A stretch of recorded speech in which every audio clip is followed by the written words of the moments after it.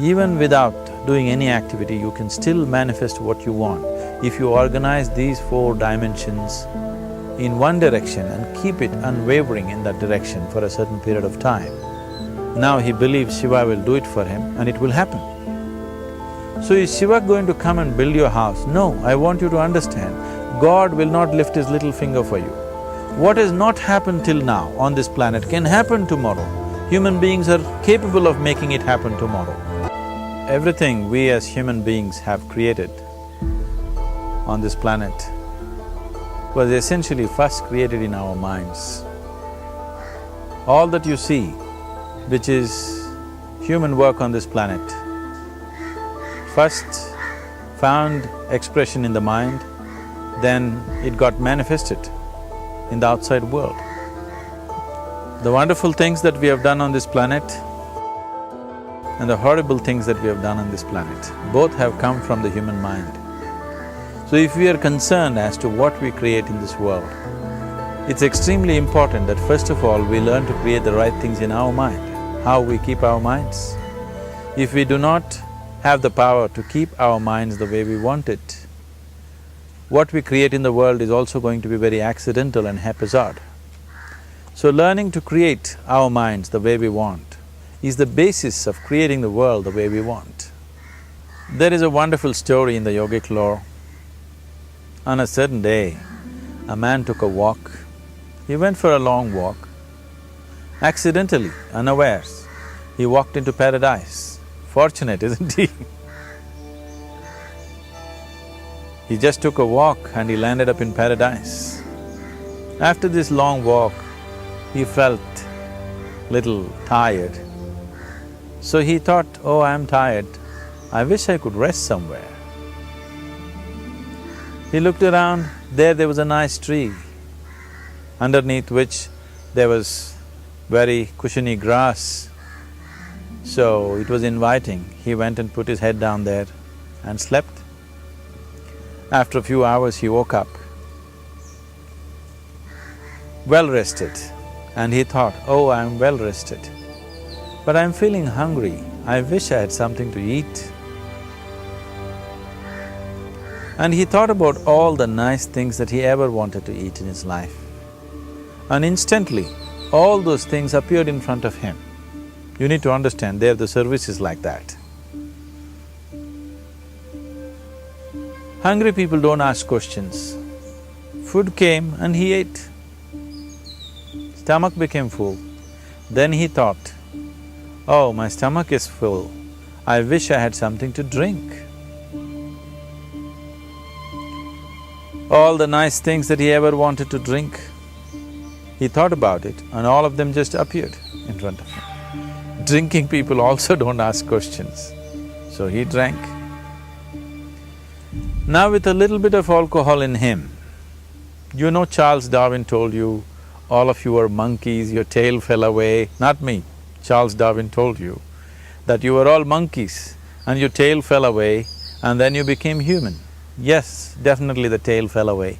But the monkey, in yoga, we always refer to an unestablished mind as markata, which means a monkey.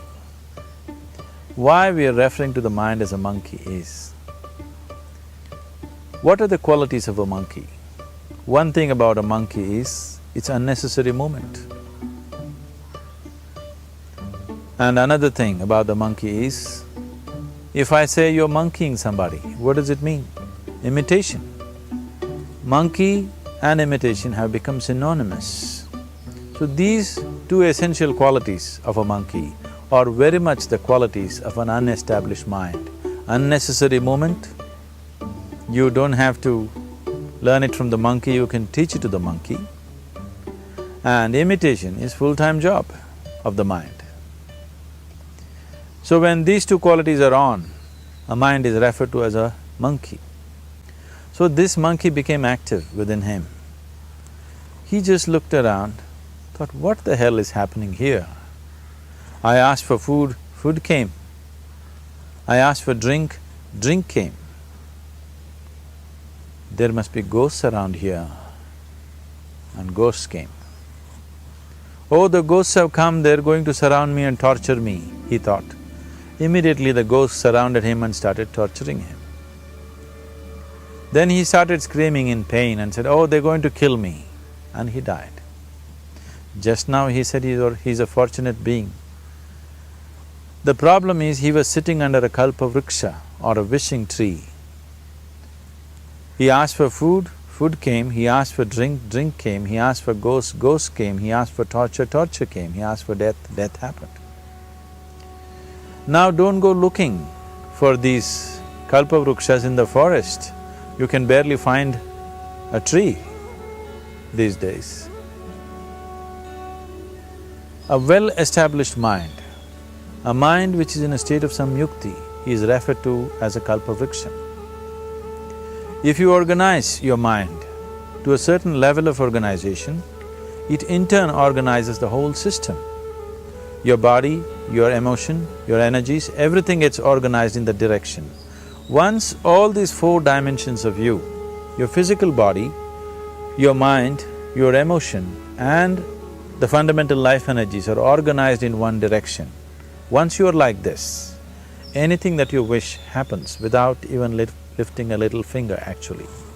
It would help to assist it with activity, but even without doing any activity, you can still manifest what you want if you organize these four dimensions in one direction and keep it unwavering in that direction for a certain period of time. Right now the problem with your mind is, every moment it is changing its direction. It is like you want to travel somewhere and every 2 steps if you keep changing your direction, the question of you reaching the destination is very remote unless it happens by chance. So, organizing our minds and in turn organizing the whole system and these four basic dimensions of who you are right now in one direction, if you do this, you are a kalpavruksha yourself. Anything that you wish will happen. But right now, if you look at your lives, everything that you have wished for till now, if it happens, you have finished. Everything and everybody that you have desired for, if all of that lands up in your house today, could you live with that? Once we're empowered like this, it's very important that our physical action, emotional action, mental action and energy actions are controlled and properly directed. If it is not so, we become destructive, self-destructive. Right now, that is our problem. The technology, which is supposed to make our life beautiful and easy, has become the source of all the problem that we are destroying the very basis of our life, which is the planet. So what should have been a boon, we are making a curse out of it. What has brought incredible levels of comfort and convenience to us in the last 100 years or so has also become a threat to our life simply because we are not conscious action, we are in a compulsive state of action. So organizing our minds fundamentally means moving from a compulsive state of activity to a conscious state of activity. You might have heard of people for whom they asked for something and beyond all expectations it came true for them. Generally this happens to people who are in faith. Now, let's say you want to build a house. If you start thinking, oh, I want to build a house, to build a house I need 50 lakhs, but I have only 50 rupees in my pocket, not possible, not possible, not possible.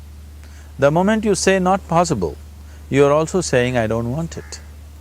So on one level, you're creating a desire that you want something, on another level, you're saying, I don't want it. So in this conflict, it may not happen. Someone who has some faith in a god or in a temple or whatever, who is simple-minded, faith works only for those people who are simple-minded. Thinking people, people who are too much thinking, for them it never works. A childlike person who has a simple faith in his god or his temple or whatever, he goes to the temple and says, Shiva, I want a house. I don't know how, you must make it for me. Now in his mind there are no negative thoughts. Will it happen? Will it not happen? Is it possible? Is it not possible? These things are completely removed by this simple act of faith. Now he believes Shiva will do it for him and it will happen. So is Shiva going to come and build your house? No, I want you to understand, God will not lift his little finger for you. What you refer to as God is the source of creation. As a creator, he has done a phenomenal job, there's no question about it. Could you think of a better creation than this? Is it in anybody's imagination to think anything better than what is there right now? So as a creator, he has done his job wonderfully well. But if you want life to happen the way you want it, because right now, the very crux of your happiness and your well-being is this: if at all if you're unhappy, the only and only reason why you're unhappy is life is not happening the way you think it should happen. That's all it is. So if life is not happening the way you think it should happen, you're unhappy. If life happens the way you think it should happen, you are happy. It's as simple as that. So if life has to happen the way you think it should happen, first of all, how you think, with how much focus you think, how much stability is there in your thought, and how much reverberance is there in the thought process will determine whether your thought will become a reality or is it just an empty thought. Or how you do not create any impediments for your thought by creating negative thought process. This possible is something possible or not possible, is destroying humanity. What is possible and not possible is not your business, it's nature's business. Your business is just to strive for what you want. Right now you're sitting here, if I ask you two simple questions, I want you to just look at this and answer this. Right now from where you're sitting, can you just fly off? You say no. Right now from where you're sitting, can you get up and walk? You'll say yes. What is the basis of this? Why you say no to flying and yes to walking? Because past experience of life, many times you've gotten up and walked, never did you fly off. Or in other words, you're using the past experience of life as a basis for deciding whether something is possible or not possible. Or in other words, you have decided that what has not happened till now cannot happen in your life in future. This is a disgrace to humanity and the human spirit. What has not happened till now on this planet can happen tomorrow.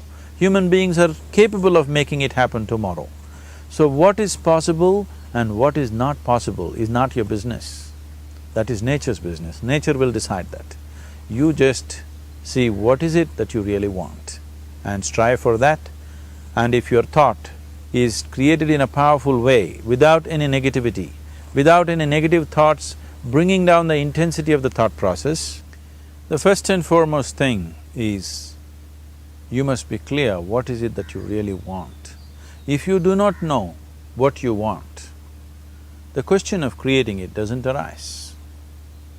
If you look at what you really want, what every human being wants is, he wants to live joyfully, he wants to live peacefully. In terms of its relationships, he wants it to be loving and affectionate. Or in other words, all that any human being is seeking for is pleasantness within himself, pleasantness around him. This pleasantness, if it happens in our body, we call this health and pleasure.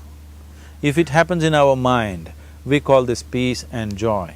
If it happens in our emotion, we call this love and compassion. If it happens in our energy, we call this blissfulness and ecstasy. This is all that a human being is looking for.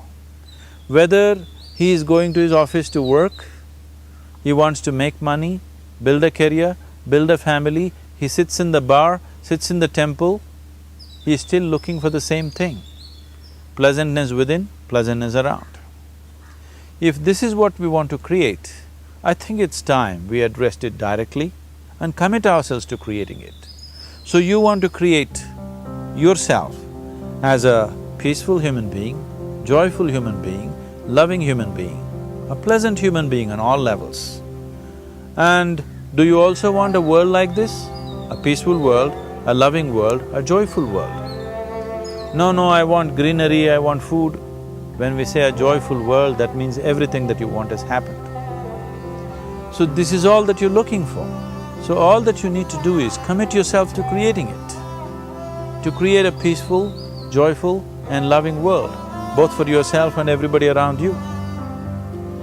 Every day in the morning, if you start your day with this simple thought in your mind, that today, wherever I go, I will create a peaceful, loving and joyful world. If you fall down 100 times in the day, what does it matter? For a committed man, there is no such thing as failure. If you fall down 100 times, 100 lessons to be learnt. If you commit yourself like this to creating what you really care for, now your mind gets organized. Once your mind gets organized, the way you think is the way you feel, your emotion will get organized. Once your thought and emotion is organized, your energies will get organized in the same direction. Once your thought, emotion and energies are organized, your very body will get organized. Once all these four are organized in one direction, your ability to create and manifest what you want is phenomenal. You are the creator in many ways. That which is the source of creation is functioning within you every moment of your life. It is just that, have you kept access to that dimension or not? Organizing the four basic elements of your life will give you that access. There are tools and technologies to do this. The whole science of yoga, the whole technology that we refer to as yoga is just about this, transforming yourself from being just a piece of creation to become a creator.